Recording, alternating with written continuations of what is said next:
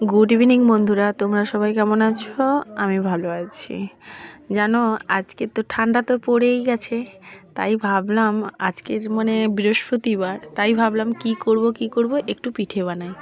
কি পিঠে? এটাকে আমরা শুষ্কিলি পিঠেই বলি। মিক্সিতে চাল সকাল থেকে ভিজিয়ে রেখেছিলাম, মিক্সিতে দিয়ে পেষে নিয়ে এই হচ্ছে কড়া বসিয়ে দিয়েছি।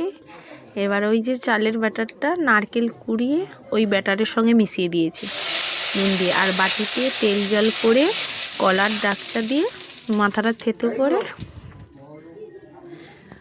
তারপর মাটাটা মিশিয়ে নিয়ে এই কড়া বসিয়েছি। কড়াটা খুব গরম হয়ে যেতে তারপর ব্যাটারটা দিয়ে দিয়েছি, দিয়ে এই খুন্তি আর কাপড় ছিঁড়ার দিয়ে কড়াটাকে ঘুরিয়ে এইভাবে দেখো কীভাবে করছি। তোমরা কারা কারা এইভাবে তোমাদের বাড়িতে করো? কমেন্ট, লাইক, শেয়ার করে জানো। আর ভালো লাগলে সাবস্ক্রাইব করতে কিন্তু ভুলো না। আর দেখো, এটা হয়ে গেলে কত সুন্দর ছেড়ে উঠেছে। দেখো, কিছুক্ষণ ঢাকনা দেওয়ার পরে এটা কিন্তু অটোমেটিক সেদ্ধ হয়ে গেছে।